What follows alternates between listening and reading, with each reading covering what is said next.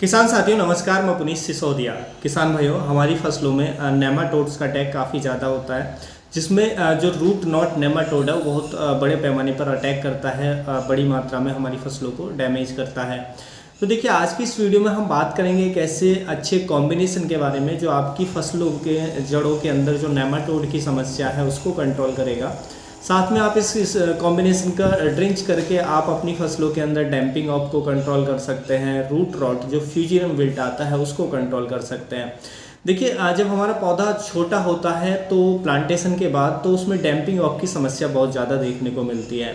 Damping off का मतलब होता है कि डैम्पिंग ऑफ यानी कि गिर जाना। डैम्पिंग ऑफ का हिंदी में मतलब होता है गिर जाना, यानी कि ये जो रोग जब आता है पौधे में लगता है तो पौधा गिर जाता है। क्यों गिर जाता है? क्योंकि पौधे के जो ये तना होता है, जो जमीन से सटा हुआ तना होता है, वहाँ से वो रॉटिंग कर देता है जो फंगस, और जब वो तना गल जाता है चारों तरफ से तो वहाँ से जो हमारा तना है स्टेम में कमज़ोर होकर के और वहाँ से गल के गिर जाता है। फिर क्योंकि पौधे में ऊपर वेट हो जाता है, नीचे उसका स्टेम उस वेट को सहन नहीं कर पाता, इसलिए वो गिर जाता है। तो हम इसको डैम्पिंग ऑफ डिजीज कहते हैं।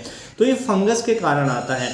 अब देखिए, ये जो फंगस के कारण कब आता है? जब ये जो यहाँ की जो मिट्टी है, यानी कि हमारी टॉप सॉइल जो है, जो भी हमारे पौधे के तने से ऊपर की मिट्टी जो सटी हुई है, अगर वहाँ पे हैवी मॉइस्चर बना रहे, ज़्यादा मॉइस्चर, ज़्यादा नमी लंबे समय तक बनी रहे, तो ये फंगस अटैक करती है।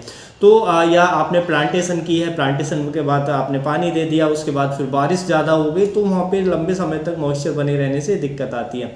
तो सबसे पहला काम आपका होना चाहिए कि उसके आसपास की जो मिट्टी है उसको थोड़ा लूज कर दें, ताकि एयरेशन हो। तो एयरेशन होगा तो वहाँ की जो मिट्टी है वो तने से ज़्यादा सटी नहीं रहेगी, कॉम्पैक्ट नहीं रहेगी, तो ये फंगस का डेवलपमेंट वैसे भी रुक जाएगा।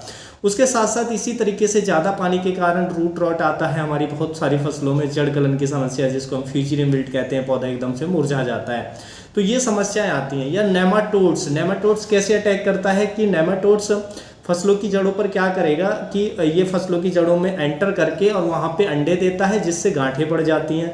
तो आपके खेत के अंदर नेमाटोड्स की समस्या है तो नेमाटोड्स भी आपकी फसलों को बेकार कर सकता है। जब जड़ खोखली हो जाती हैं, गांठें पड़ जाती हैं, तो जड़ें पानी और न्यूट्रिशन लेना बंद कर देती हैं, जिसकी वजह से फिर हमारा पौधे की ग्रोथ नहीं आती है, पौधे में पीलापन आता है, पौधा बौना हमें देखने को मिलता है जब नेमाटोड का अटैक हो जाता है। तो हमारी फसलों की जड़ों को अगर हमें सेफ रखना है, आप अच्छा रखना चाहते हैं, तो जो मैं कॉम्बिनेशन आपको बताने वाला हूँ इस वीडियो में, तो इसको आप प्रिवेंटिव में भी यूज कर सकते हैं और रोग आने के बाद भी यूज कर सकते हैं। जी हाँ, यदि आपकी फसल के अंदर नेमाटोड्स का, रूट रॉट का, डैम्पिंग ऑफ का अटैक है तो भी आप दे सकते हैं, आपका कंट्रोल होगा, काफ़ी हद तक कंट्रोल मिलेगा।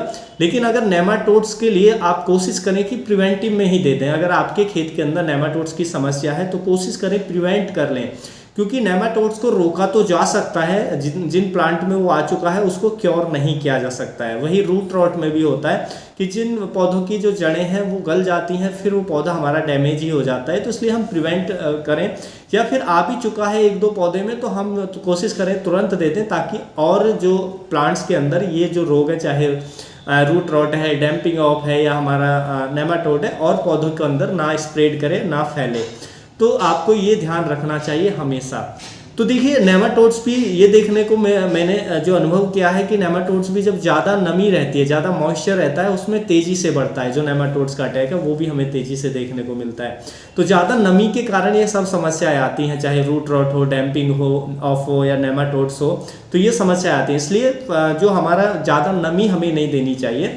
बारिश हो जाती है वो अलग चीज़ है, फिर हमें जो ड्रिंचिंग है वो देना चाहिए। तो यदि हम कॉम्बिनेशन की बात करें तो देखिए, इस कॉम्बिनेशन में जो हम यूज कर सकते हैं, एक फंजीसाइड हम लेंगे जो हमारा रिडोमिल गोल्ड आता है। रिडोमिल गोल्ड बहुत ही अच्छा फंजीसाइड है ड्रिंचिंग के लिए, क्योंकि ये सिस्टेमिक और कॉन्टैक्ट होता है। तो आप रिडोमिल गोल्ड ले सकते हैं।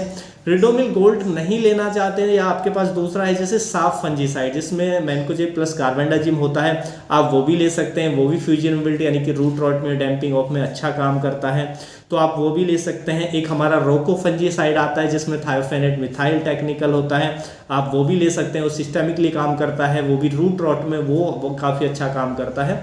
तो आप जो मैंने पहले 2 बताए वो ज़्यादा अच्छे रहते हैं। रिडोमिल गोल्ड जो डैम्पिंग ऑफ में भी अच्छा काम करेगा, रूट रॉट में भी अच्छा काम करेगा। हालांकि थायोफेनेट मिथाइल भी बहुत अच्छा है जो सिस्टेमिक काम करने वाला है। लेकिन ये जो मैं पहले 2 बता रहा हूँ, चाहे उसमें रिडोमिल गोल्ड हो, चाहे उसमें मैन जो हमारा साफ है मैनकोजेब प्लस कार्बेंडाजिम वो हो, वो सिस्टेमिक और कॉन्टैक्ट दोनों एक्शन से काम करते हैं, जिससे वो अच्छे से कंट्रोल करते हैं डैम्पिंग ऑफ को भी और रूट रॉट को भी। तो हम इनमें से एक कोई भी आप ले लेंगे। तो हम रिडोमिल गोल्ड का यूज कर रहे हैं इस कॉम्बिनेशन को बनाने के लिए।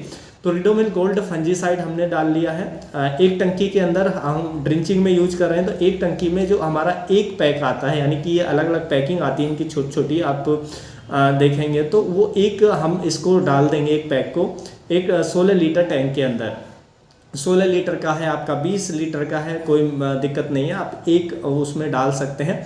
तो आप पहले उसको घोल लेंगे पानी के अंदर। उसके बाद जो हमारा दूसरा हमें इसके में इंसेक्टिसाइड लेना है, वो लेना है हमें नेमाटोड्स पे जो अच्छा काम करता है, जिसके अंदर नेमेटिसाइडल प्रॉपर्टीज होती हैं, वो हमारा आता है फिप्रोनिल टेक्निकल, जो 5% SC फॉर्मुलेशन में आता है। तो देखिए हमारे पास सोनिक फ्लो के नाम से है टाटा रेलीज कंपनी का। तो आप किसी भी कंपनी का ले सकते हैं, क्योंकि फिप्रोनिल किसी भी और भी बहुत सारी कंपनी बनाती हैं। तो जो भी कंपनी का आप लेना चाहें, टेक्निकल आपको ध्यान रखना है। तो फिप्रोनिल 5% SC फॉर्मुलेशन में जिस भी कंपनी का मिलता है आप वो ले लेंगे।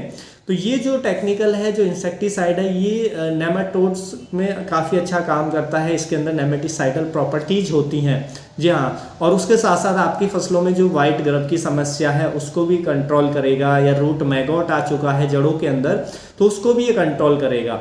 तो आप इसका ये कॉम्बिनेशन करेंगे तो हमें जो फिप्रोनिल लेना है, जो सोनिक फ्लो के नाम से हमारे पास है, आप देख रहे हैं। तो ये हम ले रहे हैं 2 ml पर लीटर के हिसाब से, यानी कि 16 लीटर का टैंक है तो हम इसमें 32 ml लगभग ये डाल रहे हैं। तो 32 ml ये डालेंगे बाद में, और फिर इसको अच्छे से मिक्स करके अपनी फसलों में ड्रिंचिंग कर देंगे। ड्रिंचिंग कैसे करना है, देखिए हम अपने टमाटर की फसल के अंदर ड्रिंचिंग कर रहे हैं। ये टमाटर की फसल है, इसमें हम ड्रिंचिंग कर रहे हैं। तो अब इसमें ड्रिंचिंग कर रहे हैं तो हमने क्या किया है, जो नोजल होता है हमारे टैंक का, स्प्रे का जो नोजल होता है, केवल आप उसको खोल देंगे।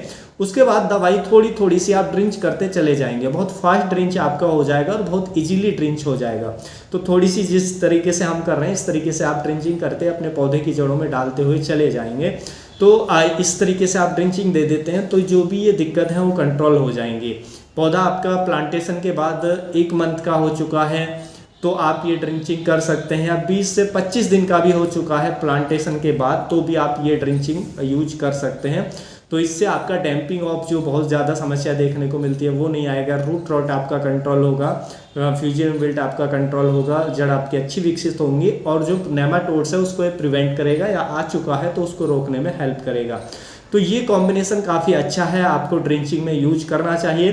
किन फसलों में यूज कर सकते हैं, किसी भी फसल में यूज कर सकते हैं जिसमें ये समस्या आपको देखने को मिलती है, चाहे आपका टमाटर है, मिर्ची की फसल के अंदर, खरबूजे के अंदर, तरबूजे के अंदर, खीरे के अंदर, इन सभी फसलों जो भी वेन्स क्रॉप हैं, बेल वर्गीय फसलें हैं, उनमें भी हम डाल सकते हैं।